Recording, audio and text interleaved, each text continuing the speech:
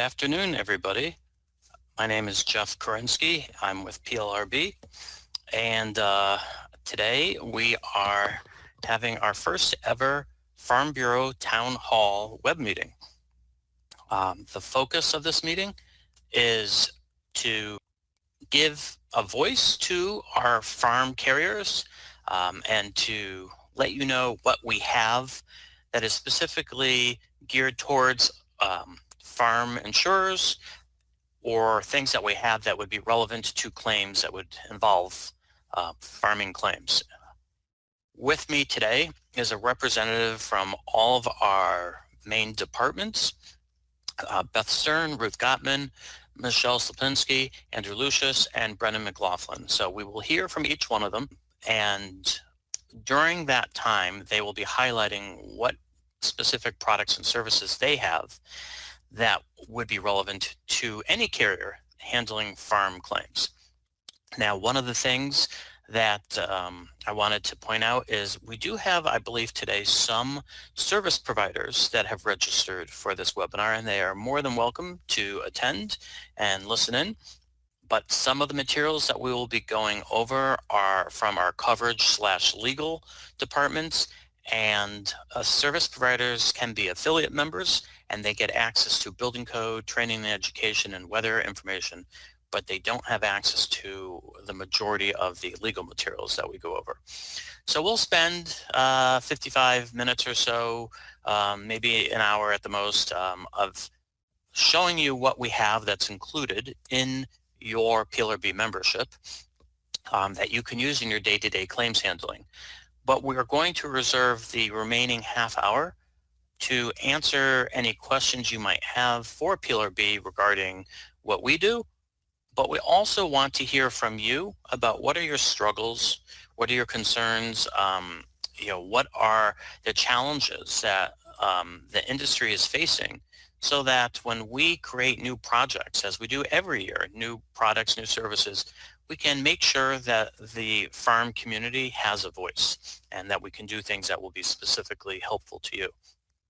So during the webinar today, please feel free to use the either chat or questions feature to type in any questions you might have, and we will try to answer those during the each department head's demo of what they have. But then at the end, we also feel free at any point to submit your questions or what your challenges are that you, even if you don't have a question, you just want to say, these are the challenges that we are facing. That will help, I think, not only the PLRB people online, but perhaps other people in the farm industry in terms of insurers. So that said, brief intro about PLRB. If you don't know already, we are a nonprofit insurance trade association, and we provide training, education, and all kinds of claims information for our members. All of our members pay a flat fee based solely on the size of their individual company. And so every single thing that we are going to go over today is part of your membership. The only exception might be that we have a property membership and a liability membership. So to the point that perhaps one of your companies, if you're an insurance company, you might only be a property member, or you might only be a liability member, but most are both. But if for some reason you see something that you haven't seen before, it might be because your company is just a property member, or vice versa. There's nothing we go over today that will cost your company any additional fees or costs whatsoever. So to the extent they are helpful to you, please take full advantage of what we have to offer. So before we dive in into some of the departments, we'd like to just throw out a polling question to find out a little about the carriers that are participating today online. We have well over 200 representatives with us today. So Brennan, can you show us the first question? Yes, so this question is now open for voting. You can vote by clicking on the area where the slides were. And the question is, which best describes your company? Farm Bureau, a multi-line carrier with a significant amount of farm policies, or a service provider that assists with farm-related claims? All right, let's close the poll and share these results. All right. Looks like 16% said Farm Bureau, 58% said a multi-line carrier that has a significant amount of farm policies, and 26% said a service provider. All right, I'm going to turn it back over to you. Thank you, Brennan. There we go. This is a picture of me. Now, why is there a picture of me? I happen to be out and about, and I just wanted to let you all know that we do have many kind of traditional carriers, I'll call them, where they write homeowners or they write CGL or the typical type of policy. But the whole purpose of this meeting today is to let you know that we actually do like to personalize and cater to each member's individual needs. And we sometimes will go out and do visits at, whether it's a rural organization or location rather. So this is me actually out in Iowa, but we do actually, I believe when I went out there, actually, it was my daughter goes to school in Iowa, but we do actually do member visits if there is a need to kind of increase visibility. One of the ways we can also do it is doing a web meeting like this, where you can reach out to your employees and we can work with you. So if you have any interest in that, let me know. We'll show our contact information again towards the end of this webinar. So I showed you that screenshot that had, I think, 6 of us. They represent 5 departments. My department isn't there. I deal with a lot of membership stuff. We are going to hear from representatives from all 5 of these departments today, and they will share with you what they offer that would be relevant to farm claims. To give you an idea, these are just some of the farm-related attendees that we have registered today. So it's really great to see that we have a nice mix from really all over the country. So we're going to jump into the property legal department and hear from Beth Stern. But first, we'll have one more quick polling question. All right, that poll is now open for voting, and the question is your business more farm-based or more ranch-based? Looks like about 64% said that they were more farm-based. Only 3% said they were more ranch-based, and 33% said about the same. All right, I'm going to turn it back over to you. All right. Well, Beth, if you could share with us all the great products and services the Property Legal Department has and introduce yourself. Okay, thanks, Jeff. My name is Beth Stern. I'm the head of the Property Legal Department, and I just have a few different things I'd like to share with you about the ways you can find information that might help you with any of your farm type related claims. My goal here isn't to give you answers to specific questions, but rather to show you how you can find the information for yourself in the database. So the first thing I'd like to do, I've broken it down into a couple of different categories of claims that we get from farm type of companies. But first I'd like to show you just the way you can find some information. Very often farm policies, they're really a kind of a combination of a homeowner's policy plus some other, type of coverage that you have for the farm equipment and farm land that might not be covered under a typical homeowner's policy. But one thing I'd like to show you is that many times there is an overlap with regular homeowners policies. So you can find a lot of information. I'm going to show you here on the home page. If you mouse over coverage research, then if you drop down to the annotated policy drill down, click on that. We have a number of policies that are annotated. This is a real simple way to find some information if you have a homeowners or a farm related homeowners type of question. For an example, I'm going to click on this homeowners form, and you'll see the entire homeowners policy, the ISO one, we based it on here.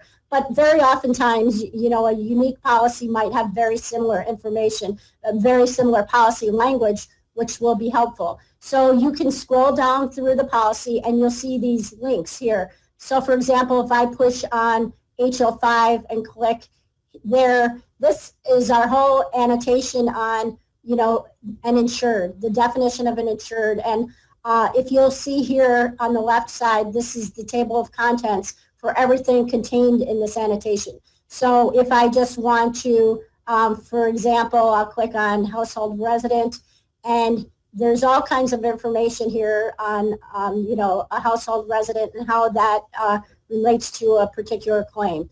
Now, this is one example of an annotation key that has lots and lots of information, but I just wanted to show you that's an easy way to find something if you have a homeowners related type of claim. And here is another way. I'm just going to give you one other.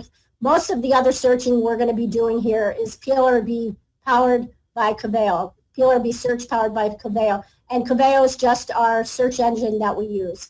And this will bring you to the search page. And you can either type in right here in this box using different queries or search terms. Or one other thing I did want to show you is table of contents. If you click on there, you can go also to homeowners annotations here. Click on homeowners annotations, click again, and this is going to be, gives you a drop down of all the different provisions of your homeowners policy. So for example, if I wanted to do loss of use and get some information about additional living expense, which would also apply in many instances under a farm claim, that's another way to get to it. And again, we have the table of contents, and you click on any provision and that'll drop you right down to that discussion. So I just wanted to, let you know those are some real easy, basic ways you can search for any information about your claims. The next thing I did was break down into some different topics that we get a lot of coverage questions on in the farm area. The first thing, there's questions come in about either farm equipment, farm vehicles, that type of thing. So one way you can do a search would be, and you can key in on any kind of particular search that you have, based on your policy language or based on the facts of the claim. But just for example here, I'm going to type farm and vehicle, and you'll see once you've typed something, it'll remember that search. And so if I scroll down here, there's a number of different claims that, a number of coverage questions that are going to be relevant. One of the ones we have here is property not covered. And this is a coverage question we had. Most vehicles are property not covered under a homeowner's form under the property section. But there's questions, there might be an exception, for a farm vehicle, something with a farm tag. So this is a way you might find information about that. So we had a coverage question on that. And again, you can always cater your search or really limit it by what words you put here into the search bar. So another area we get sometimes with these farm type of machinery or farm vehicles, again, is the question of whether it comes under the collision peril. Because sometimes your particular farm policy, depending on the policy, might have a requirement for a named peril. So another thing where I found a lot of questions on was the term collision, whether something fits into a collision under a farm policy. Well, this is an older question that comes up about farm vehicles, but we also have a couple of other ones that I noticed here.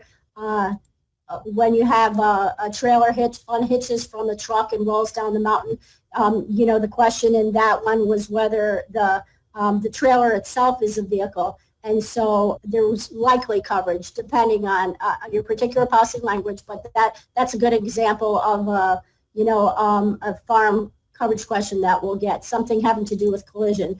There's some other ones also that had to do with collision, and there was, I'm scrolling down a little bit. Here was another coverage question. We often get questions about whether there was a collision when something either hits something in a farm field, a big piece of farm machinery might hit a big rock, or has some kind of impact with the ground, or some rocks or a wall that's on the ground or something like that. And the question is whether there might be a coverage under the collision peril. And here we have a question about the policy that excluded contact of a farm machinery with the roadbed, ground, and causing loss or damage to that machinery. So that's a kind of question that comes up kind of regularly also. So those are just some hints on what you might put into the search bar if you have those types of questions. But you'll see in this list, there's all kinds of questions that come up here. Another one I kept in farm, and then we've had some questions about farm machinery. So I put that in the search bar. One of the questions that was fairly recent that we got was about farm machinery glass coverage. And, discusses this particular question that came up here discusses whether you need to have a certain peril for glass coverage under this particular manuscript farm policy. So as you'll see, we put these coverage questions in the database, but they don't give any names of any particular company out, but we'll just say it's a manuscript farm policy, and then we'll usually provide the policy language and the different kinds of analysis we went through to answer that question. So there's also under farm machinery, and there was one other question that was interesting that I saw in this list about here, a generator as mobile farm equipment. And in that, this is another coverage question that discusses that a generator used to power irrigation equipment could possibly be covered either as an accessory to mobile agricultural machinery, or it could be covered as farm personal property. And that's going to depend, again, on your particular policy language. But I just want to show you different ways you might use our search tool in order to get information for any of your claims. So in addition to these farm machinery and equipment type of claims, we also tend to get quite a few about different farm animals, livestock, that type of thing. So I'm going to clear that, and let me just show you a couple of those type of questions. One way, I just put livestock, just the term livestock in the search bar to see what I come up with. And there are some real interesting coverage questions, as you see, some other interesting type of things we have in the database. But here was a question about accidental poisoning of livestock. And that one had to do with, did the peril for accidental poisoning of livestock apply when there was moldy wheat fed to the cattle? So it wasn't like some other type of poisoning from some chemical, but they actually got sick and or died from this moldy wheat that they ate. So that was one claim that I thought was kind of interesting. There's another one that we had. So also by using the term livestock, here's another coverage question on livestock exclusion would likely not apply to bull semen or cattle embryos. And that was a question about perishable goods. The exclusion for that probably doesn't apply to livestock embryo, since those embryos probably don't fit the definition of livestock given in the either in the policy, or if the policy doesn't contain a definition, the common dictionary definition of livestock probably doesn't go to embryos. When I do livestock, let me put that in again. There's another way I just wanted to point out how you can narrow down your search. If you just put livestock in here, you can also push over here on the left if you want to look at just case law, you want to look at just coverage questions. And here's an example. I click on case law, and this is going to bring up only cases having to do with the term livestock. So in this case, I wanted to click on this Hastings case. And this one talks about, it's a question about electrocution. And if that's a name peril in your case, electrocution was used in the farm policy. And in this particular case, they didn't limit the term electrocution to instant death, but they said it could also apply to stray voltage that the livestock suffered on this farm. And I know different people, you're familiar with farms, often, we've gotten quite a few questions about the question of stray voltage and how that affects, either kills or might just affect the growth of livestock or that type of thing. So this is a case that would address that type of issue. There's a couple other livestock ones that are kind of interesting too. The other one I was going to mention was a case about, we get some questions about drowning of livestock, because that's one of the name perils that's often required is drowning. It's one of the name perils very often. So I don't want to just limit it to case law anymore, so I'll unclick that. And a couple questions we had about drowning. Here's the first one. Could drowning include just when, a horse or another kind of livestock may have ingested water from a water trough? Would that constitute drowning? And here, we analyzed that under the particular policy language and gave a discussion. And in that, we actually cited there was a case about that. So I'm going to take you back and show you how we have the case that comes up right here. This is our law review coverage of that particular case. And this was coverage for drowning of a horse. This case was drowning of livestock. Oh yeah, this case had to do with the question of whether under a named peril policy, a farm and ranch policy, whether it extended coverage to cattle that died after inhaling large quantities of rain and snow, which then entered their lungs and saturated them, and whether that would come under the peril for drowning of livestock.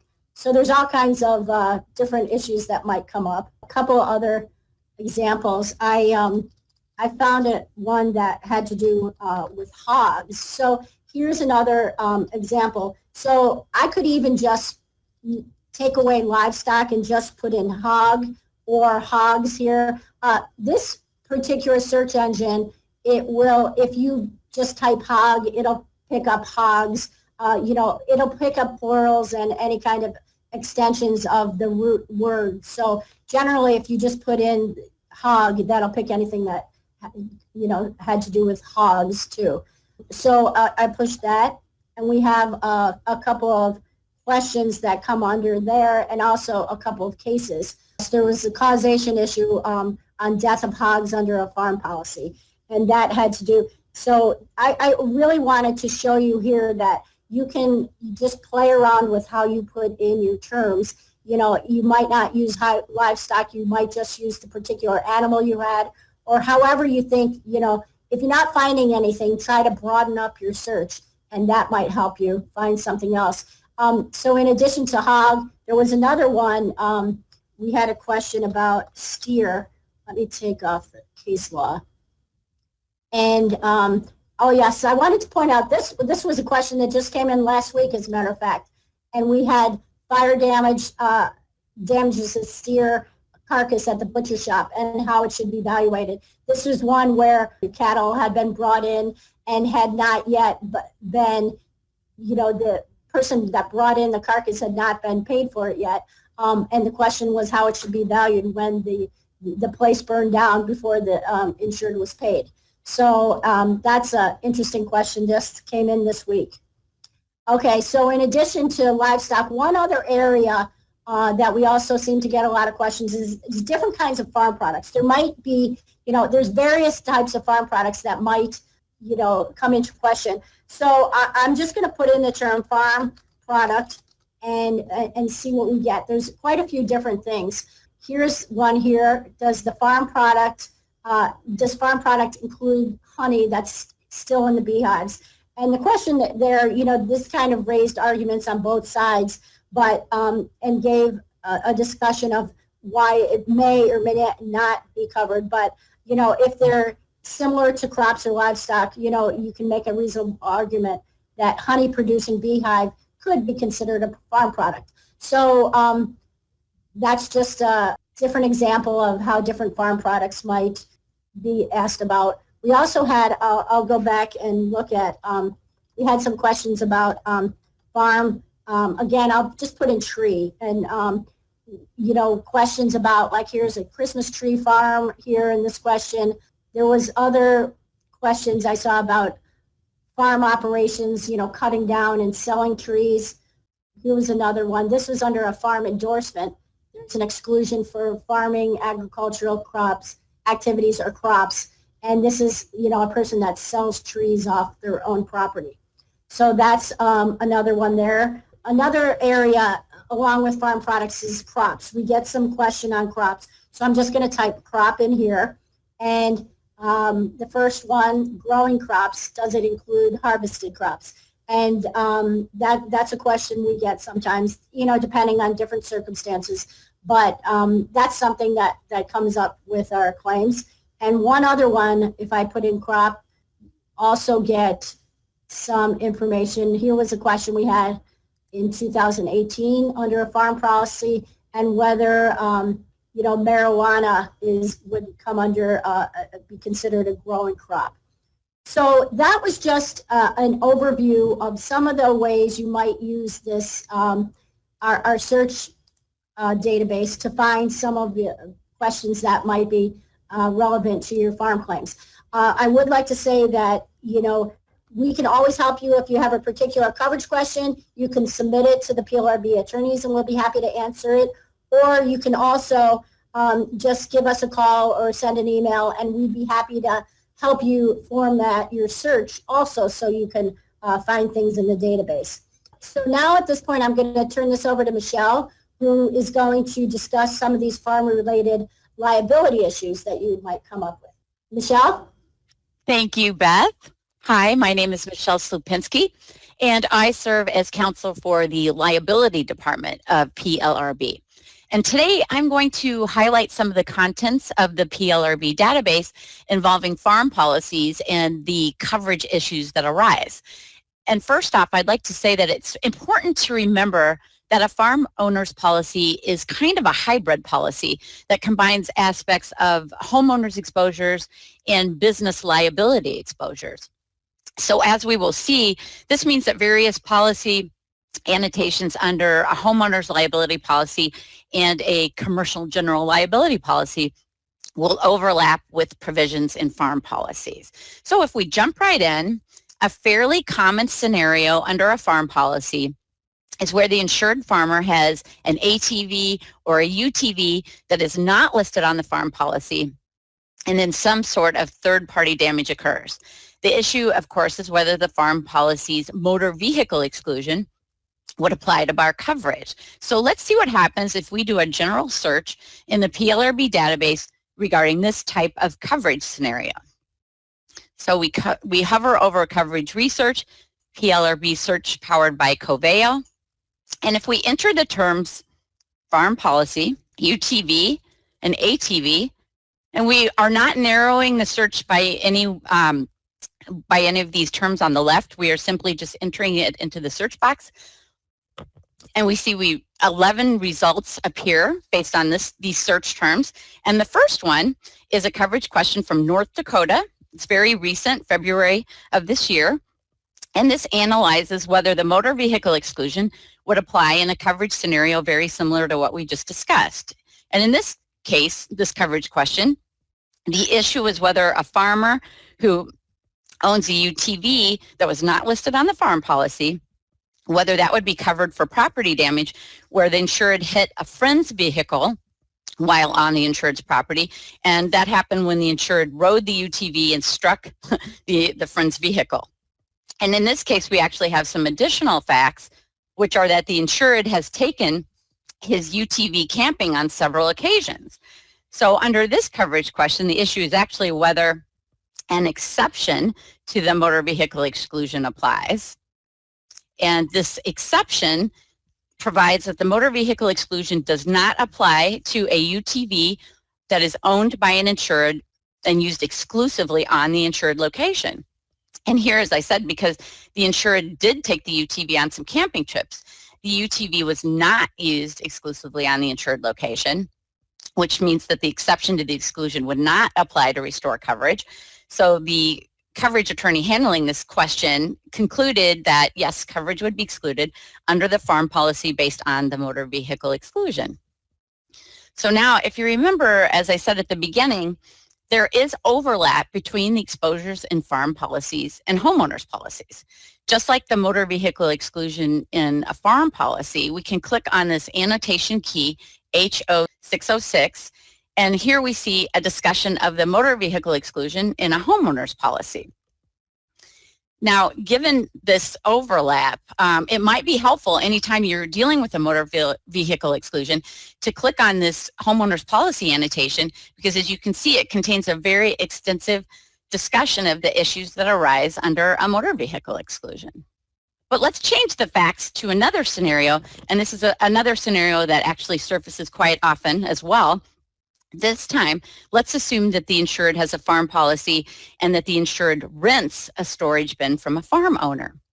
And let's further assume that the insured somehow causes damage to the storage bin, and we want to know whether there is coverage for that damaged storage bin under the insured's farm policy. So if we go back to the Coveo search page, and we simply enter the term storage bin, this time we have 37 results. And the first one is a coverage question from Pennsylvania, and it's where the insured rented a corn storage bin from another farmer and somehow caused fire damage to the bin. Now, as we scroll down and look at the policy language, it says that the policy excludes liability coverage for property damage to property that the insured rents. So based on this exclusion, coverage for the fire damage to the storage bin would be excluded under the farm policy. And again, referring back to the overlap between farm policies and other policies, for this coverage question, we have a link to a similar exclusion in a CGL policy, which is GL48. So similar to that rented exclusion in the farm policy, in this CGL policy, there's an exclusion for property owned, occupied, or rented by the insured. So again, it's an extensive discussion, and the point here is that just because a search yields a hit that is an annotation from a different type of policy, in other words, a non-farm policy, it may still be helpful and contain useful authority, especially if the language of the exclusion is similar.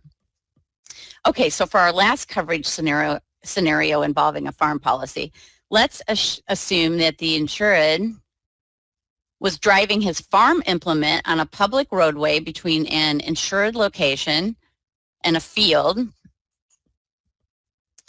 and then the insured causes an accident which results in damage to third-party property. Based on this coverage scenario, let's enter the terms farm implement and public roadway.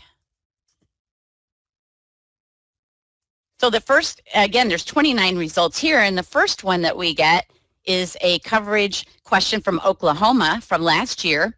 And here the issue is whether the liability coverage under the insured's farm policy would cover the property damage to the third party. So as we scroll down and see, in order to apply this exclusion, the farm implement would actually have to qualify as a motorized vehicle. And so in this case, yes, the coverage attorney concluded that yes, it does qualify as a motorized vehicle, and thus the motor vehicle exclusion barred coverage under these facts. And again, as we scroll down, we see that the link here is the homeowner's motor vehicle exclusion, which again contains similar language. So this is just a short demo of what the PLRB database provides in terms of coverage questions involving farm policies. And just so you know, there are numerous questions in the database that involve farm policies. And as Beth said, whatever search term is appropriate for you, whether it's farm equipment or tractor or cattle, livestock, whatever your search term is, it will pull up everything available in the database, whether it's case law or a coverage question, what have you. And as also Beth said, always feel free to reach out to a coverage attorney here at PLRB if it's a question that you're not finding the answer to in the database. So that's it for me in a nutshell. And unless there's any questions, I'll turn it over to Ruth in building codes. My name is Ruth Gottman. I'm a building code analyst at PLRB, and I'm also the communications manager. PLRB is on social media. You can follow us on Facebook, LinkedIn, Twitter, and Twitter also has a dedicated account for catastrophe services, for weather updates, and also building codes. So first, I want to quickly review the many tools and resources currently available on the building codes page on the PLRB website, as you can see here. We have 3 ways that you can find coded options. Here at the top, we just have to simply enter an address, click on residential or commercial, and you can locate the code that way. We also have a couple of residential and commercial maps, so you can tell if they have a statewide code, click on it and go down to a jurisdiction if they don't have a statewide code. And then we also have alphabetical listings. So first you can click on the state and then find the city or county from there. We also have a new R-value tool, and I'll explain that in a minute. We have links to other resources like ICC codes. Code courses are recordings of webinars like the Get to Know PLRB Building Codes webinar and some webinars on residential roofing. FAQs are exactly what they sound like. Someone may have had the same question you had before you, so you can click here and see if you find your question already answered. The building components page has a couple of interactive diagrams on roofs and stairs. The word search is exactly what it sounds like. You can say drip edge in a certain city and it'll pull that up for you. Legal duty is some case law and a state-by-state analysis on how they've been ruling on whether there's duty created by building codes. And then we have an Ask PLRB function that I will get to later. And so as I mentioned, we have a brand new installation estimator tool. So if you click on that R-value and polyiso estimator button, here I entered the address for the PLRB offices. That will automatically find the building code adopted. It looks up the climate zone and then gives you an estimated R-value and thickness in inches with links to the actual code where we got that information. Here's a little screenshot of the app. You can do the same thing from there by clicking on this commercial roofing tool. Coming soon also, we are in the works creating a basic roof estimator tool, and that will include drip edge and ice barrier requirements by address. So if you haven't checked out the app, please download it. It's available on Android or Apple. It has most of the same tools that the building codes page on the PLRB website has.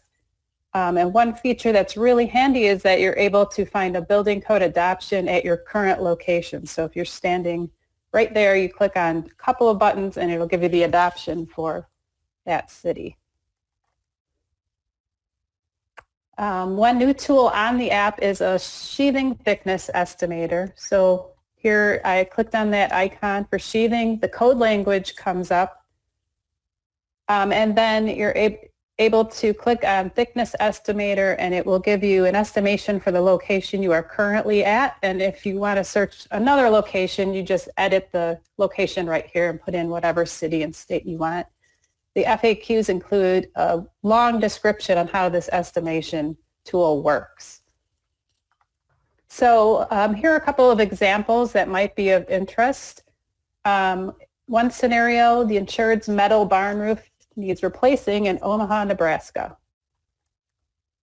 So in this case, to find the adoption, I used the commercial codes by state map, clicked on Nebraska, and then I selected Omaha from the list of jurisdictions and found that the 2018 IBC was adopted. Then I found this provision in Chapter 3 of the IBC that says barns are covered in Group U occupancy. Now, Chapter 15 of the IBC covers roofs, including a table for metal roof coverings. So then you'd want to read through that and then pay special attention to any provisions or exceptions specifically related to Group U. Another example we had is that there was somebody tripped exiting an old shed that was on a farm property. So do building codes apply to sheds and other accessory items on an Indiana farm property? So here to find the adoption, I used the alphabetical code listings by jurisdiction. I clicked on Indiana, and it shows that there's a statewide mandatory code that includes the 2012 IBC. So once you start researching this, you'll realize that there are several applicable code provisions and in several different code books, and To really get into the answer, you'll have to analyze specific location variables. So with so many different codes, this can get really confusing. It can get time consuming. It's just going to be a daunting task, even just something as simple as a shed question. And so that's why we have the Ask PLRB function. This is on the PLRB website. It's called Ask Expert on the app. And so any question that you want us to research for you, it's free, included in your membership. Click on there, you answer a few questions, and we will do the research for you. So if there are no questions, I will turn it back over to Brennan. Okay, thanks very much. I'm going to be talking about the Training and Education Department, and I am just going to be taking a couple minutes to show you some of the resources we have that will hopefully be responsive to your needs. As I go, I'm going to try to demonstrate how to access different types of materials we have. So first I'm going to talk about our live conferences. We offer a number of live conferences throughout the year. We have an upcoming technology symposium in Denver, but our main event, our biggest event, is the Claims Conference, which just took place. It's free for members, and we recently, actually all of our events are free to attend for members. I just wanted to mention that you can find these events on the Live Events tab, and you can check out upcoming sessions here. I'll point to one that we just had, Adjusters Fire Claims and 21st Century Technology, which actually focused on an explosion at a fertilizer shed. And this session was in fact recorded for our website, which brings us to the second thing I'd like to point you to, which is our online courses. So these can be found under education modules, and these are our CE approved courses. So if you're looking for that CE credit, you can find them here. We have one on animal liability, which may be interesting, but we have a large number of these depending on what you're looking for. I'll also point you to specialized equipment losses. You can click on any one of these to get a description about the course and about the CE hours that are approved. But those are our one way to get CE. Another way to get CE is to attend our webinars. So if you attend, you might want to sign up for Frontlines, our newsletter, and see what webinars are coming up. But we have these live webinars pretty frequently. And if you do attend it live, you can get CE credit. If you can't make it live, or if you just want to see what we have, though, we have all our webinars in the past recorded. We have a huge number of these, and this is a really great library to find information. I'll point you to a couple here. There's one on subrogation. This is a huge list here. There's one on subrogation in weather and catastrophe events, and there's another on adjuster safety that was actually presented by a Farm Bureau employee. There's a ton of webinars that might be relevant to you, but the alphabetical list can be a little daunting. So we've collected our materials. I am going to zoom over the rest of the stuff we do. We have interactive e-learning, we have podcasts, we have micro-learning. I'm going to skip ahead to the training curriculum, which is where we've collected all of this stuff together, handouts from live sessions, CE courses, and webinars, and podcasts, and everything we've collected into our property and our casualty training curricula. And here you can click in and see by trainee or intermediate, and you can see a collection of either CE courses, webinars, or whatever we have on a given topic. And you can click on any one of these to take them like a course. What I've done for you today is created a curriculum for you all, which is accessible on our website. Again, this is found under the Education tab, Training Curriculum. But if you scroll to the bottom there, I've collected some materials I thought might be relevant to you on analyzing weather claims, equipment and machinery, other relevant issues. So I hope that's going to be helpful to you. I know I've gone over all these training materials very quickly, so I just want to point you to one more thing. Under About Us, PLRB Services, there's a link called Services Videos. So that's right here. And that is a good resource to dive into any of our departments, weather cats, building codes, and where we've done full hour on each of these, including training and education. So if you want to take a deep dive in any one of these departments, that's a good place to look.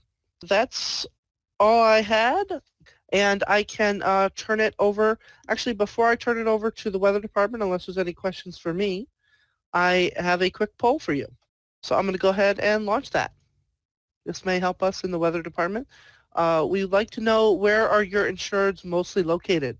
Are you mostly out in the Midwest? Are you mostly on the East Coast, West Coast, or maybe you're just all over? All right, the results of the poll. 50% are in the Midwest. That's pretty solid. And then the same amount on the East Coast and West Coast, 13% each. And a quarter of the audience is just all over. So hopefully that's a little bit helpful to you, Andrew, as I will turn it over to Andrew. Okay, thanks, Brennan.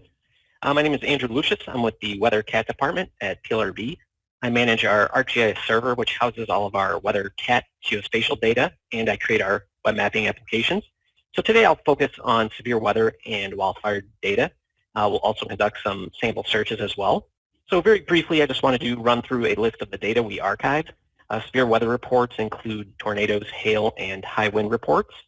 So knowing the location and severity of these events can assist with structure, vehicle, and crop damage claims.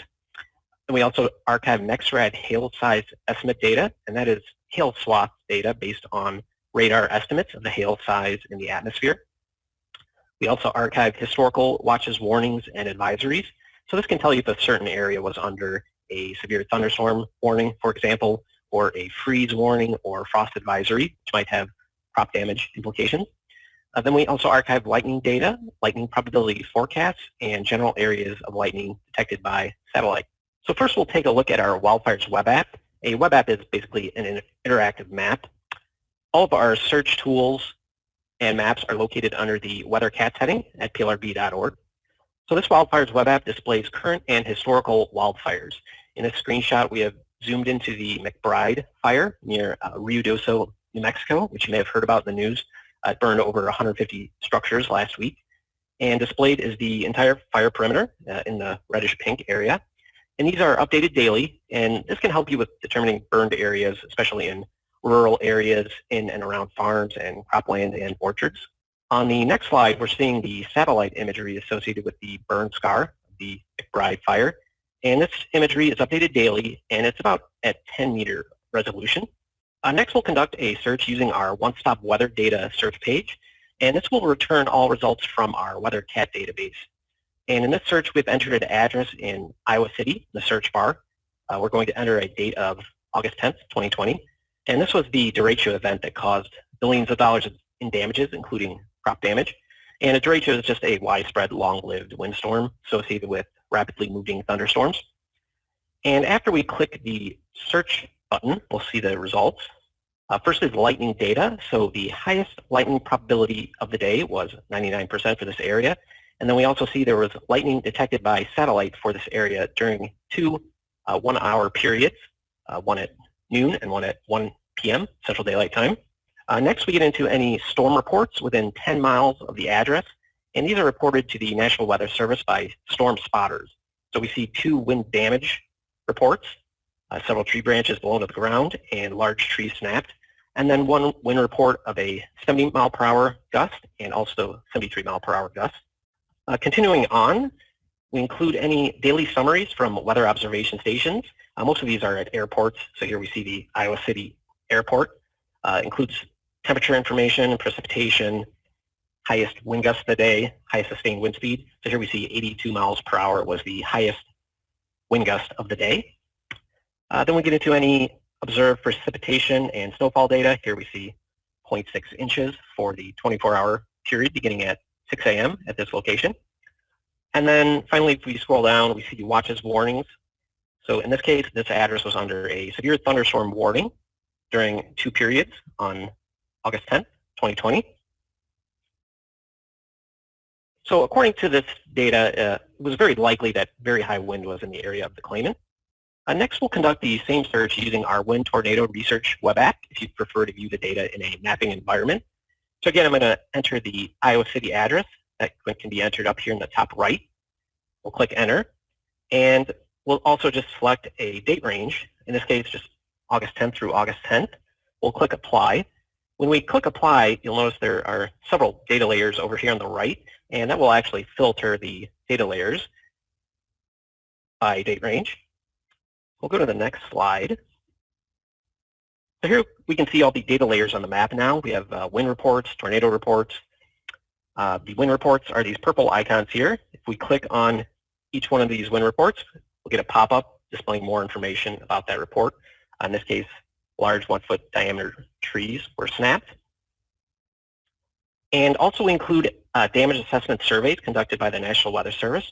So whenever tornado damage or derecho damage is reported to the National Weather Service, we'll send out a damage assessment survey team to survey the damage to determine if it was caused by tornado or straight line wind.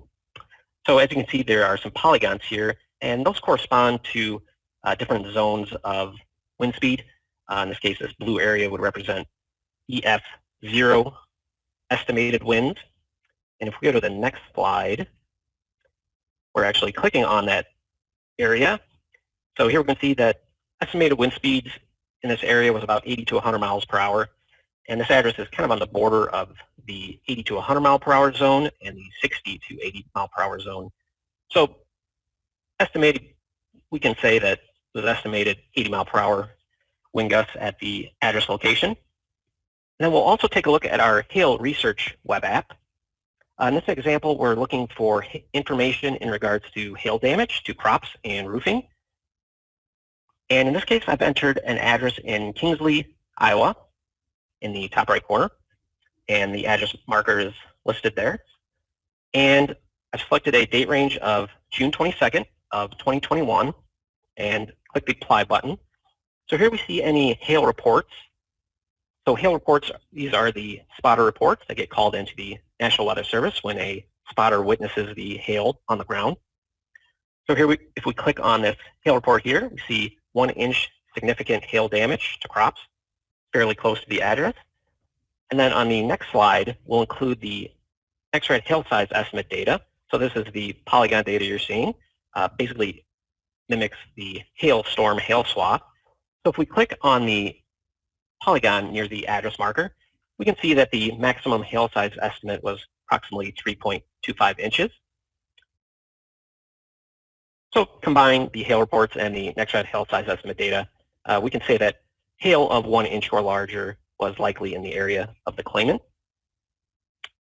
So these are just a few of our search tools you can use. If you have any questions on how to use any of our search forms or interactive maps, I'm always happy to walk anyone through a search, so feel free to contact me. If there's not any questions, I'll turn it over to Jeff. Thanks. Andrew, Yes. we've got, I think you addressed this for the most part. I think it came in before you hit hail, but the question is, when we get a claim, it is after the date of loss, and we have to go back and research. Can you give us an easy way to narrow down the hail damage, and how accurate are the measurements, and where does the data come from? Sure, yeah, that's a good question. So the hail reports, which are the spotter reports, they are within a half a mile of the true location, so they could be off by up to a half a mile. And then the X-ray hail size estimate data, it's kind of similar. So it's picked up by radar, and it depends, kind of varies depending on the distance from the radar, the nearest radar. So it could be off by up to a mile or so. I would say the hail reports are a little bit more accurate than the actual X-ray hail size estimate data. And the data comes from where? So the X-ray hail size estimate data, that comes from the National Weather Service. They archive the radar data points. And then the hail spotter reports, we get them from the National Weather Service, and they get them from storm spotters. So storm spotters could be really anyone. It could be emergency management personnel, National Weather Service employees, fire police departments, dispatchers. Sometimes they get them from social media. If that's the case, it'll be included in the description. There's also an app called MPing where you can submit reports to any private citizen. It does undergo quality control at the National Weather Service, though. So, how long do I have to wait to get this information? So if there's a hailstorm, let's say yesterday, and then a claim comes in the next day, how long do I have to wait before I can see that data on the PLRB website?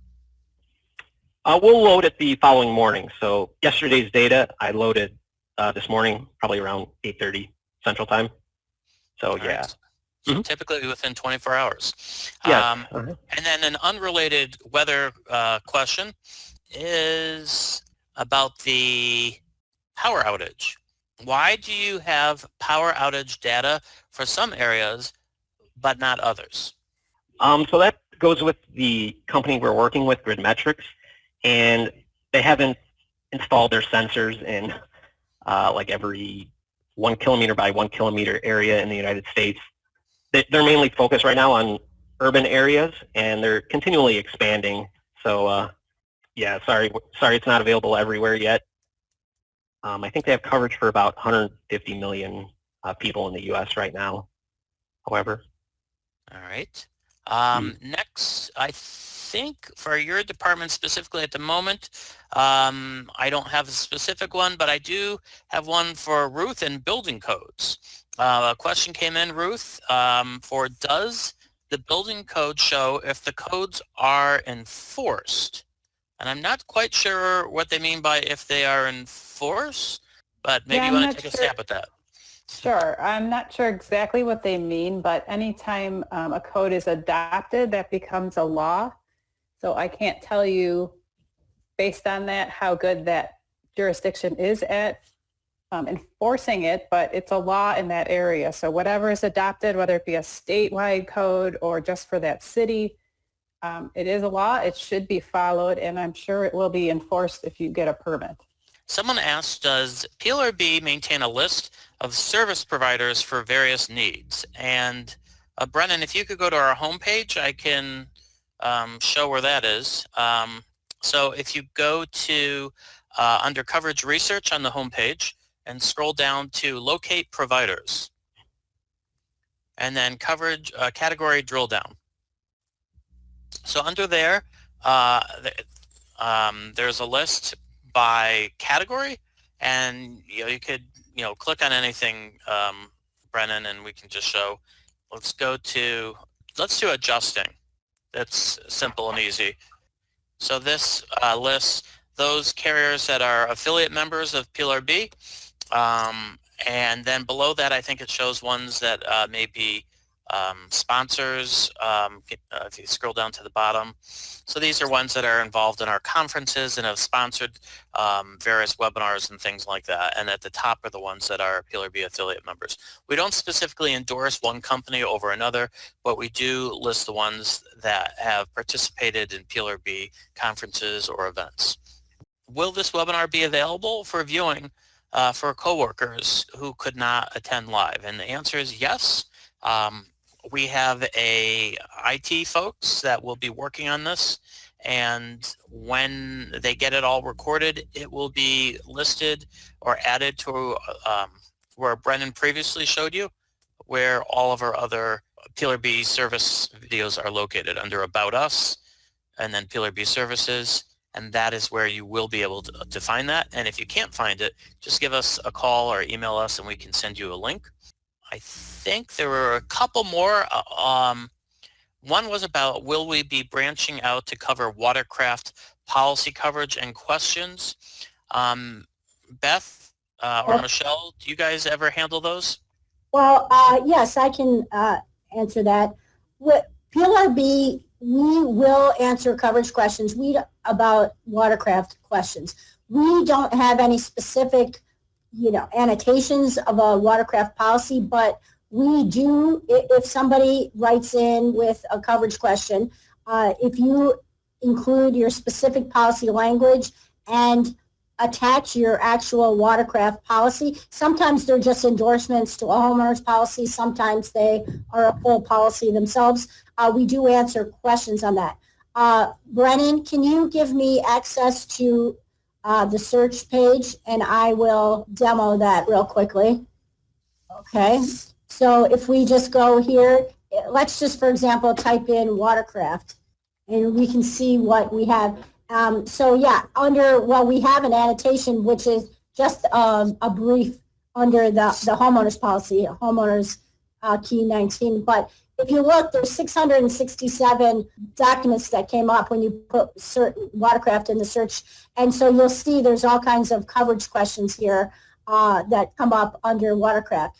Again, some of the provisions are going to be very similar to the homeowners provisions, so you can look there as well. But just for example, I know that, say, the wear and tear exclusion that appears in many watercraft policies is the same in some respects because the policy wording is the same. But then usually, from what I've seen, the watercraft policy, their exclusion for wear and tear doesn't have an ensuing loss provision then, like is included in most homeowners or even commercial policies. So the answer to the question is that we will answer watercraft questions. So if you have a question about watercraft policy that you have or a question that you get under one of your forms dealing with watercraft, go ahead and submit that, and we will be able to answer a question on that for you. And there are, I mean, as I said, 600 documents that we have in there about watercraft. And Michelle, I don't want to speak for you, but I know the same. You guys answer liability questions about watercraft questions as well. That's You're that. exactly right, Beth. And we have gotten those kind of questions, and a lot of them had to deal with like outboard motors and the size of the motor and different things. So we get some very specific questions when it comes to watercraft. And of course, all of those are documented in the database as coverage questions. And yeah, absolutely submit those types of questions because it's certainly nothing new to PLRB. We tend to answer the questions that are usually more coming from a homeowner's policy dealing with watercraft language or watercraft provisions. And the reason for that in part is when a company becomes a member, your dues are based upon which types of policies, certain sort of types of policies. We do not include watercraft policies, I believe, in terms of the scope technically of what we base dues or your premiums that we look at. But we're happy to help out whenever we can. We also have a question that came in, Andrew. It says, does the fire mapping show information on areas that are under evacuation orders? Sometimes if we're able to find that data, we'll add it to our wildfires web app if it's a large fire. Usually I use ArcGIS Online to find that, and that's available sometimes from local governments. Kind of depends on if the local governments make that data available as a map service that we're able to use. All right. And Brennan, were there anybody submit some of their challenges that they've seen? I see one person wrote, do you have any resources for global events / outside the United States? I'll start by saying that generally speaking, the answer is no. Again, when you become a PLRB member, the amount that a company pays is based upon the premiums that they receive for certain types of policies, and not only certain types of policies, but as well as only based on U.S. premiums. So we don't ever assess dues based upon international premiums received. So I don't believe we have much in terms of outside the United States. We do have sometimes if there's I know we have something about interplay when dealing with one country versus another, but those types of discussions are minimal within our website. Well, it looks like one person mentioned their biggest challenge is just climate change in general, causing more significant and more prevalent weather events. Andrew, you want to take that one? Sure. Good question. So we have tornado, hail, high wind reports dating back to the 1950s, and we can provide you with this data in any format you like, as like GIS data or text file, and that could assist with underwriting purposes, knowing the number of hail events, for example, over time. And we've used this 65 years or so worth of data to create a couple of interactive maps on our website, which display hail and tornado hotspots, basically areas where you're likely to see more hail and tornadoes. And then we can help you with creating some maps with any of our data. You can overlay these data layers with your policyholder locations. Other than that, we follow hurricanes and tropical storms and provide maps and data on our website. I believe they're forecasting between 16 and 20 named storms this season. Sounds like a fun time. All right. Mm. All right. Brendan, were there any others? Any other challenges or struggles? Or Looks like we have a question. Are you encountering more properties being flagged as repetitive losses? Might need some clarification on that, but. Right. Well, I can tell you that PLRB, for a variety of reasons, including antitrust purposes, we don't collect data nationally or even in a local area. So we don't ever keep track of where the claims are coming from. That is something that you probably have to go to some other source. I believe that ISO has some sort of reporting organization that a lot of carriers use if you wanted to get that kind of data. Okay. We do have discussions I've seen actually on ice dams, coverage discussions. What happens when someone gets an ice dam every single year because of the weather and the way the building has been completed, and is it still an occurrence? If you know that every December your insured's going to get an ice dam. So in that type of kind of repetitive situation, we do have some discussions about that, but we don't keep track of where the claims come in. Sure. Looks like we also have one, someone who's relatively new to farm claims and struggling with the uniqueness of the policy language in those and how they're different from standard commercial forms. Well, Beth or Michelle, do you guys want to take a crack at that? The one thing you can do, and when we were demonstrating doing searches, if you put your unique policy language, and by that I mean just a short, description, insured residence premises or something like that, something that's going to key in. If we've had prior questions about that unique policy language, they will come up when you put in that kind of a search term.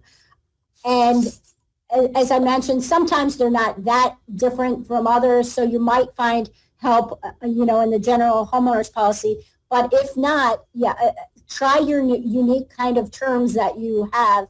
And very often, we may have seen a question using that same type of language before, and that will be listed under coverage questions or even case law. We write up all the cases that come out, at least on the property side and many on the liability side, having to do with farm claims. So if one of the suits just happened to be, the lawsuits happen to be from your company or one with similar policy language, we'll write up those cases so that language will be discussed.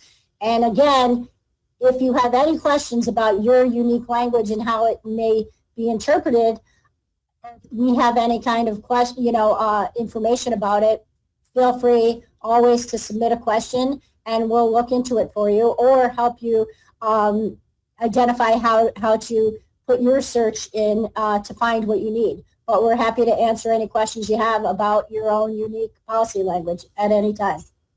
As a recovering coverage attorney, it's very common to see claims that come in and coverage questions that come in with very, very similar homeowners or business owners or CP forms.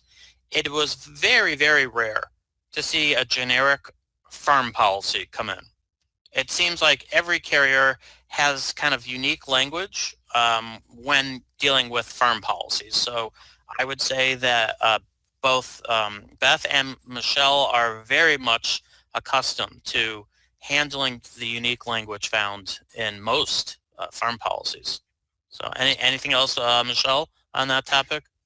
I would agree with that. And in the coverage scenarios I was just discussing, the very last coverage scenario had no less than 4 special endorsements for that particular policy. And the coverage attorney went through each endorsement specifically to see whether there was coverage. So it was definitely indeed, manuscript language. And so that's something that no matter how specific it is, we are, equipped to analyze it and handle it for you. And then, like Beth said, there is some overlap in a lot of situations. In the first coverage scenario, even though it was manuscript farm language, it still mirrored the motor vehicle exclusion in the homeowner's policy. It was very similar. So, so if there's not overlap, we can handle it. If there is overlap, then there's just more data even to be had. So, yeah, I would agree with that. Were there any additional questions? The last one I'm seeing here now, it just says aggressive contractors, I guess, is a challenge. And I might be able to have something on that, but I'll throw it open to other staff first. Okay. Yeah, we do have some information on aggressive contractors. If you go to the website, one thing we do have, if you go to coverage research and drop down, we do have a 50-state. You can either push on your particular state for a 50-state survey, or I'm going to show you another way. You click across the top here, you push 50-state surveys, and then you can go to your particular state. Say I push Indiana, and this is a list of all the things we have 50-state surveys on. And one of them is aggressive contractors. So if you just click on aggressive contractors there, this is going to tell you everything we have accumulated or put together for you on the topic of aggressive contractors in your particular state. Let me just quickly show you another way you can find that. If you go to Coveo again, if you click on the table of contents at the top here, there's another way. You go to 50-state surveys here on the side, and here's the complete list of all the 50-state surveys we have. So any of these topics that you're interested in will come up, and it'll list all of the different. So this is something from liability, but I'll just show you that. Whoops, that ATV laws. Okay. Click here, and this will take you to the 50-state survey of ATV laws in the United States. That's something that Michelle and her team handles. But that's going to be the best place to find what you have on aggressive contractors. Although you can always type it into the search bar again. Any terms you want to use, you can type in the search bar, and you're going to come up with the same information or more there. So I think that's the best way to look for aggressive contractors information. All right. Well, thank you, Beth. Brennan, can you show the, did you have something on aggressive contractors you wanted to show, Brennan, or no? Yes, I can go ahead and show that now. So I'll just point you towards the training curriculum again. And I thought this might be an issue for this group, so I've already put it under the Farm Bureau training curriculum, but we have a number of webinars on this topic. So I've put them all under that training curriculum, and again, you get a link to that an hour after the webinar ends. All right. So if you could just show the last screen of the PowerPoint just to kind of sum everything up. I'm sure that there are some people that may have additional questions.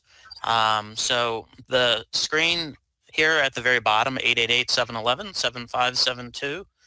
Feel free to call, and you don't even have to remember our names or anything. You can just call that number and say, I have a weather question, or I'm having trouble finding a building code thing, and whoever answers the phone can assist you.